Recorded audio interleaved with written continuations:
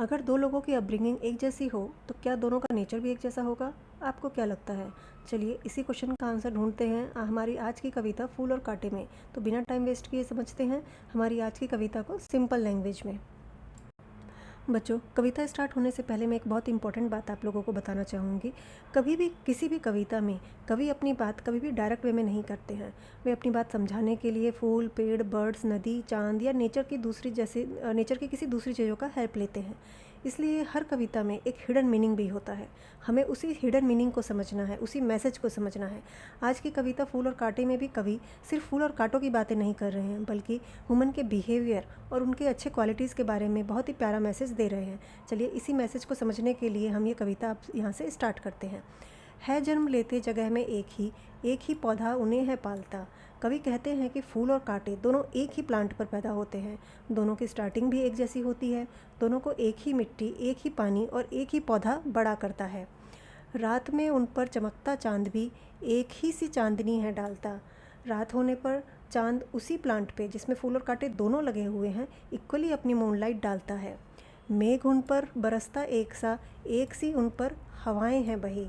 यहाँ पर कवि कहते हैं कि सेम उसी प्लांट पर बादल इक्वली बारिश करते हैं। हवा भी फूल और कांटों को दोनों को एक जैसा टच करती है, पर सदा ही यह दिखाता है हमें ढंग उनके एक से होते नहीं।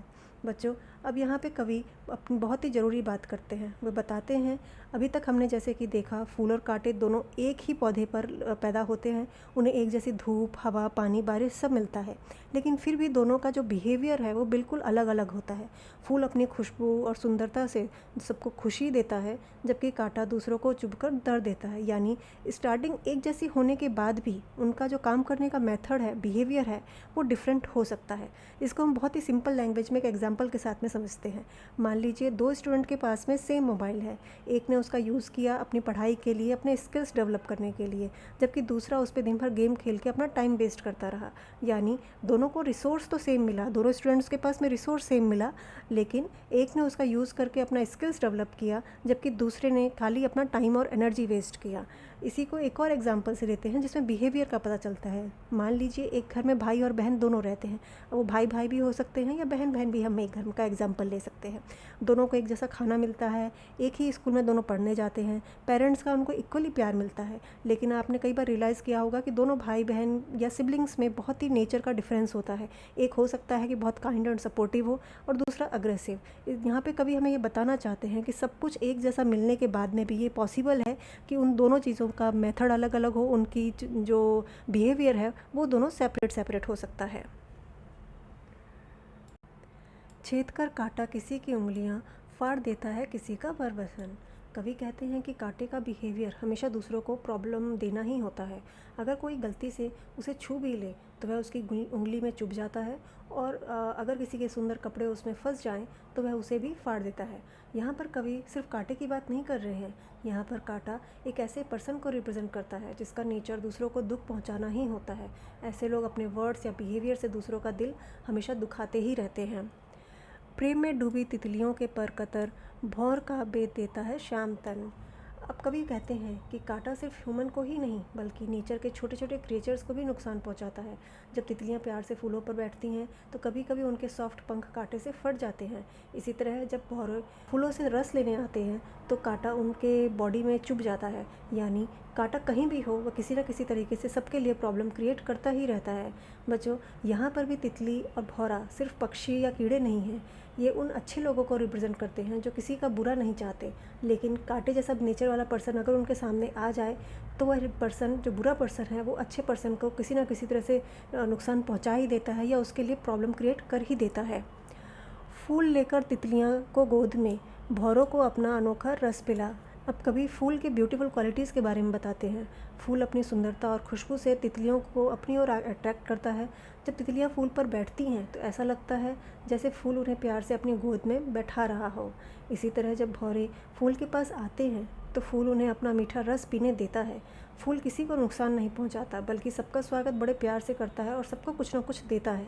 अब यहाँ पर भी जो हमारे फूल है वो एक अच्छे पर्सन को रिप्रेजेंट करता है जो हमेशा दूसरों की मदद करता है, सबसे प्यार से बात करता है और अपनी अच्छाइयों से सबका दिल जीतता रहता है। निज सुगंध और निराले रंग से है सदा देता कली जी की खिला। कवि फूल की सबसे अच्छी बात बताते हैं। फूल अपनी मीठी खुशबू और सुंदर रंगों से हर किसी का मन खुश कर देता है। जब कली धीरे धीरे खिलकर फूल बनती है तो उसकी सुंदरता पूरे बगीचे को और भी सुंदर बना देती है। फूल अपनी खुशबू और सुंदरता से सबका दिल जीत लेता है। वह अपनी सुंदरता छिपाता नहीं है बल्कि सबके साथ शेयर करता है। कवि फूल के मीडियम से हमें यह बताना चाहते हैं कि एक ऐसे अच्छे पर्सन के बारे में जो अपने अच्छी क्वालिटीज़ और स्वीट बिहेवियर से सबकी लाइफ में खुशियाँ भर देता है खटकता एक सबकी आँख में, दूसरा है सोता सुर शीश पर। यहाँ कवि फूल और कांटे में कंपैरिजन कर रहे हैं। कांटा किसी को भी पसंद नहीं आता क्योंकि वह चुभता और तकलीफ़ देता है। इसलिए कवि कहते हैं कि आँख की कांटा सबकी आँखों में खटकता है, यानी कोई भी उसे पसंद नहीं करता। लेकिन दूसरी ओर फूल अपनी सुंदरता, खुशबू और कोमलता के कारण इतना प्यारा होता है कि उसे भगवान को भी चढ़ाया जाता है। इसलिए कवि कहते हैं कि फूल देवताओं के सिर पर सजता है। बच्चों, यहाँ कांटा ऐसे व्यक्ति को इंडिकेट करता है जिसका बिहेवियर दूसरों को दुख पहुँचाता है। वहीं फूल ऐसे व्यक्ति को रिप्रेजेंट करता है जो अपने अच्छे स्वभाव और कामों से सबका प्यार और रिस्पेक्ट पाता है। किस तरह कुल की बड़ाई काम दे जो किसी में हो बड़प्पन की कसर। कवि कहते हैं कि अगर किसी पर्सन में अच्छे क्वालिटीज़ या अच्छा बिहेवियर या दूसरों के लिए रिस्पेक्ट नहीं है तो उसका किसी बड़े फैमिली या फेमस फैमिली में जन्म लेना या उस फैमिली में पैदा होना किसी काम का नहीं है। लोग किसी पर्सन को केवल उसकी फैमिली के नाम से नहीं बल्कि उसके अच्छे बिहेवियर और गुड डीड से पहचानते हैं। बच्चों, कभी हमें यहाँ पे समझाना चाहते हैं कि हमारी पहचान हमारी फैमिली, मनी या फेमस नेम से नहीं बनती। हमारी रियल आइडेंटिटी हमारे गुड नेचर, गुड डीड्स और दूसरों के साथ हमारे अच्छे बिहेवियर से बनती है। इसको हम एक बहुत ही सिंपल तरीके से समझते हैं। मान लीजिए हमारे पास में 2 बुक्स है। एक बुक का कवर बहुत सुंदर और चमकदार है लेकिन उसके अंदर की जो इन्फॉर्मेशन है वो गलत है। दूसरी बुक का कवर साधारण है लेकिन उसके अंदर बहुत अच्छी और यूज़फुल इन्फॉर्मेशन है। तो अब आप बताइए, आप कौन सी किताब पढ़ना पसंद करेंगे? ऑब्वियसली सेकंड वाली, राइट? क्योंकि असली वैल्यू बाहर की ब्यूटी से नहीं बल्कि अंदर की गुडनेस में होती है। ठीक वैसे ही किसी भी पर्सन की पहचान उसकी फैमिली से नहीं बल्कि उसकी गुड क्वालिटीज़ से होती है। सीखते रहिए, आगे बढ़ते रहिए और हमेशा मुस्कुराते रहिए। अगर वीडियो पसंद आया है तो लाइक करें, शेयर करें और सब्सक्राइब ज़रूर करें। मिलते हैं अपनी वीडियो में एक नए चैप्टर की आसान एक्सप्लेनेशन के साथ। तब तक के लिए धन्यवाद।